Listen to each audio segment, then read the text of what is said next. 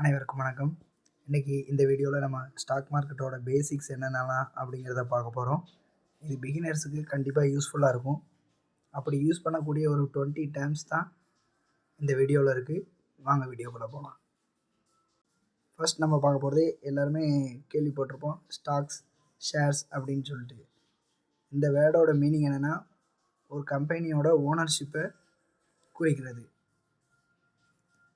அதாவது ஒரு கம்பெனியிலேருந்து ஒரு பங்கு நம்மக்கிட்ட இருக்குது அப்படிங்கிறத குறிக்கிற வேர்டு தான் ஸ்டாக்காக இருந்தாலும் சரி, ஷேராக இருந்தாலும் சரி. இதில் ரெண்டு ஸ்டாக்குக்கும் ஷேருக்கும் உள்ளேயான முக்கியமான வித்தியாசம் என்னென்னு பார்த்தீங்கன்னா, ஸ்டாக்குங்கிறது ஒரு பொதுவான வார்த்தை. இப்போ பல கம்பெனிகளோட ஷேர்ஸை நீங்கள் கையில் வச்சுருந்தீங்கன்னா, என் கையில் இத்தனை கம்பெனியோட ஸ்டாக்ஸ் இருக்குது அப்படின்னு சொல்லிக்கலாம். அதேங்கிற ஷேர்னால் குறிப்பிட்ட ஒரு கம்பெனியோட பங்கை மட்டும் நம்ம கையில் வச்சுருந்தோம்னா, இப்போ எக்ஸாம்பிளுக்கு நம்ம இன்ஃபோசிஸில் எனக்கு 10 ஷேர்ஸ் இருக்குது அப்படின்னு சொல்லலாம். ஸோ இதுதான் ஸ்டாக்ஸுக்கும் ஷேர்ஸுக்கும் உள்ள வித்தியாசம். Second, index fund. இண்டெக்ஸ் ஃபண்டுங்கிறது வேறு எதுவும் இல்லை. இப்போ நம்ம ஒரு கம்பெனி மேலே நம்மளோட காசை இன்வெஸ்ட் பண்ணுறதுக்கு பதிலாக ஒரு குறிப்பிட்ட ஒரு 10 கம்பெனியோ இல்லை 20 கம்பெனியோ, ஃபார் எக்ஸாம்பிளுக்கு சொல்கிறேன், நம்ம கம்பைன் பண்ணி அதில் இன்வெஸ்ட் பண்ணும்போது நம்மளோட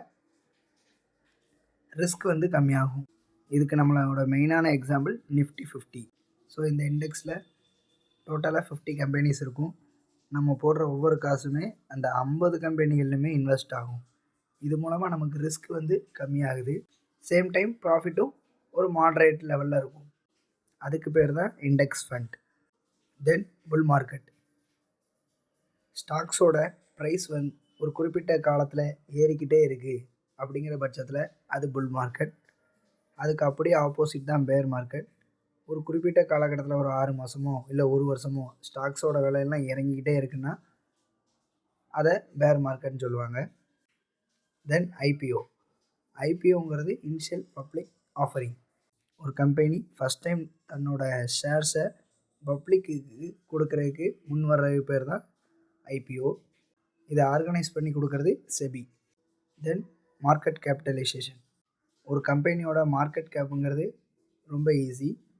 ஒரு பங்கோட ரேட், அதாவது ஒரு ஷேரோட ரேட் எவ்வளவு, டோட்டலாக ஒரு கம்பெனியோட ஷேர்ஸ் எத்தனை இருக்குது, குவான்டிட்டி, இது ரெண்டையும் மல்டிப்ளை பண்ணால் கிடைக்கிறது தான் மார்க்கெட் கேப்.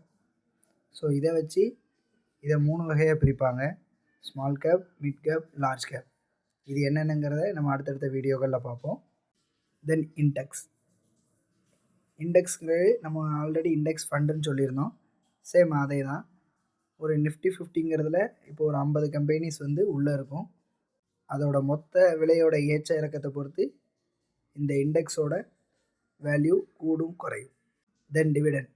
டிவிடெண்ட்ங்கிறது ஒரு போனஸ் மாதிரி. இப்போ நம்ம ஒரு கம்பெனியில் நம்ம இன்வெஸ்ட் பண்ணுறோன்னா அந்த கம்பெனியோட லாபத்தில் அவங்க நமக்கு ஒரு சின்ன அமௌண்ட் வருஷமோ இல்லை குவார்ட்டர்லியாவோ அவங்கவுங்க கம்பெனியோட டேர்ம்ஸுக்கு ஏற்ற மாதிரி நமக்கு கொடுப்பாங்க.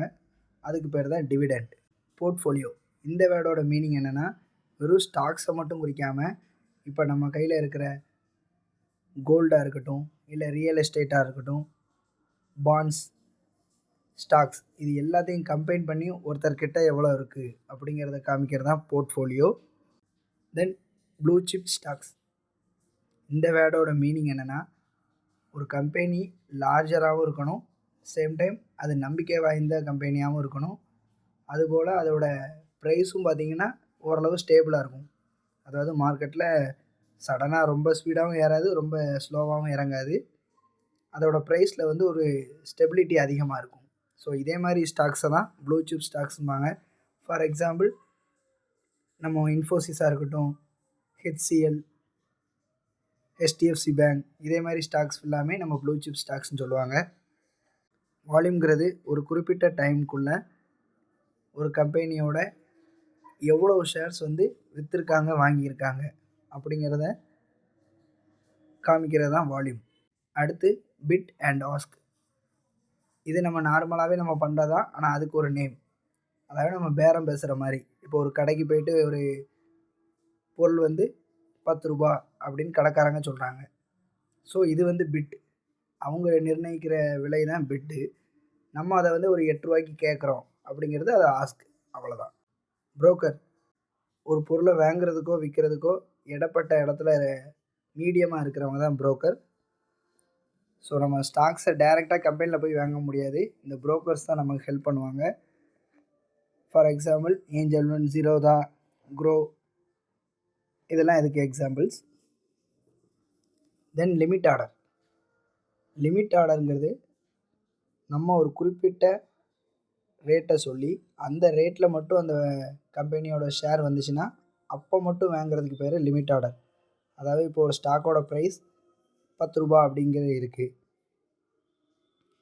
இதோட ரேட் மேலேயும் ஏறலாம் கீழேயும் இறங்கலாம். ஆனால் எனக்கு 10 ரூபாய்க்கு வரும்போது மட்டும்தான் எனக்கு வேணும் அப்படின்னு நம்ம ப்ளேஸ் பண்ணுறது பேர் லிமிட் ஆர்டர். மார்க்கெட் ஆர்டர் அதுக்கு அப்படியே ஆப்போசிட். அந்த ஸ்டாக்கோட இப்போது இந்த நிமிஷத்தில் அதோட விலை என்ன அப்படிங்கிறத நம்ம தெரிஞ்சுக்கிட்டு அந்த மார்க்கெட்டோட விலைக்கு நம்ம அப்படியே வாங்குறது தான் மார்க்கெட் ஆர்டர்.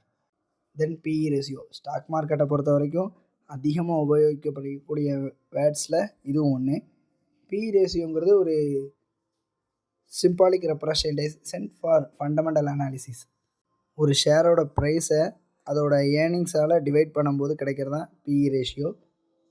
ஸோ இது மூலமாக இந்த ப்ரைஸில் நம்ம வாங்கலாமா வாங்கக்கூடாதா அப்படிங்கிற ஒரு டிசிஷன் எடுக்கிறதுக்கு இந்த ரேஷியோ ரொம்பவே யூஸ் ஆகும். இதை பற்றி தனியாக நம்ம ஒரு வீடியோ பார்க்கலாம்.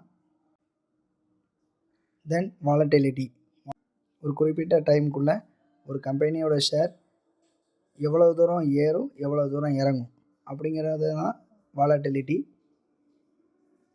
ஸோ ஹை வாலட்டிலிட்டி இருக்கிற ஸ்டாக்ஸ் நல்ல லாபம் கொடுக்கும், same time high risk. Low volatility இருக்கிற ஸ்டாக்கு low risk, low returns. Then liquidity. லிக்விடிட்டிங்கிறது ரொம்ப சிம்பிள். நம்ம இப்போ கையில் ஒரு 10 ஷேர் வாங்கிட்டோம், ஆனால் அதை விற்கும் போது அந்த 10 ஷேரை வாங்குறதுக்கு ஆள் ரெடியாக இருக்கணும். அதுக்கு பேர் தான் லிக்விடிட்டி, ரொம்ப சிம்பிளாக சொல்ல போனால்.